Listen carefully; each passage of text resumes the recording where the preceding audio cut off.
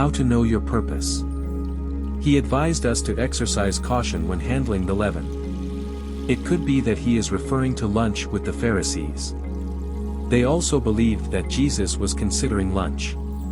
As the majority of you do. When you leave for work.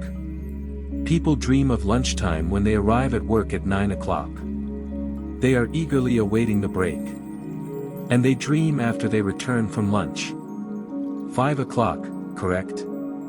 Thus, they aren't fulfilling their innate purpose. They told Jesus that they couldn't wait to leave it. Is it because we didn't purchase lunch? You mentioned that we need to be mindful of the Pharisees' leaven. And Jesus tells them that some of them need to change. Your existence. Friends, why are you worried about lunch? He asked. You humans are always thinking about food, he remarked. My meat is to carry out my Father's wishes and goals.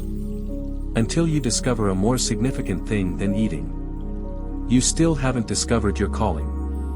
When someone has found their passion and purpose, drives them away from even eating since it rises inside of them. They don't even go on holidays. You must implore them to rest since they have a strong will to live. People who have discovered their mission are peculiar.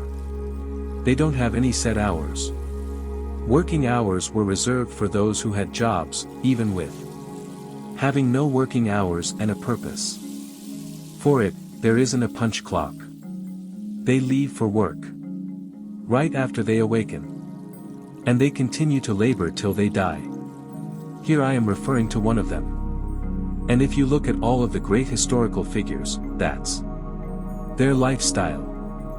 Paul, please put a man on the man. Preached all night long. Till the man perished after falling out of the window. Paul walked downstairs and raised the man from the grave. Returned him to the window and continued to preach. Passion, passion, was my thought. I spotted a fisherman named Peter, who, until he found his mission, was disinterested in his work. They couldn't stop it once they found his purpose. The truth is that when he found his calling, the region councilor was informed by Peter. They stated that we would, if you continue to preach, chop off your head. Well, I have a decision to make, Peter adds. No, you got, he says. A decision to force you to chop off my head.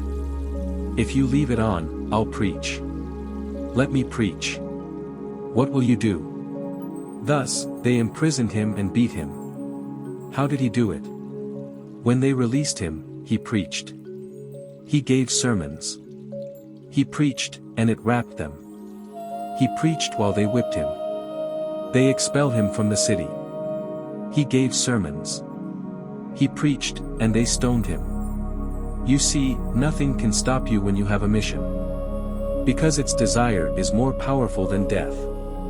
Peter, the same one who was terrified at the resurrection, grew into an unbeatable man. When he discovered who he was destined to be. Help the Lord with your passion. Both of us need to find something that makes us possess a purpose for surviving death. Martin Luther King was a wonderful man, as you are aware. Not like everyone who found their calling. He assumed a spirit that was extremely challenging to manage. You are aware that Martin Luther's testimony was heard. Speaking from the Lincoln Memorial stairs. Years ago, as well as his outstanding speech. How many of you have heard the dream I had? Although that's not a really strong speech, I've read it before. That this man's most important statement was not on the Lincoln Memorial steps. His most important sermon was delivered in a tiny church in Alabama that might only have room for a few hundred individuals. Additionally, I recall his speaking during this church service. Hearing that speech. And I thought, that's the best thing the man has ever said. Ever produced. What was it? He was in front of those individuals. By now, they had made death threats against him everywhere in the nation. There were people out there, he knew, who disagreed with his beliefs, yet he was destined to what he was doing, and his eyes showed it. Every word he said was practically palpable. And are you aware of what that man's heart had to say? That demonstrated his enthusiasm and mission. This, he said, is no longer relevant. That's a strong statement, indeed. For what reason are you waiting? That's all. You see, the world will never be different because of you. Additionally, influence your generation until you are able to. It is no longer relevant. It makes no difference to him what they do. It doesn't matter what they try or what they plan. Why can't they stop me? When he said it, I was already dead. No longer matters. How can you kill someone who has already died? I wonder if you've had any dreams that make you think. In any case, it makes no difference. That's the way it is with me, you know. It's so obvious what I was meant to do. I've written everything down and have a detailed account of my life. For the next 50 years on paper. That's roughly 95 years old.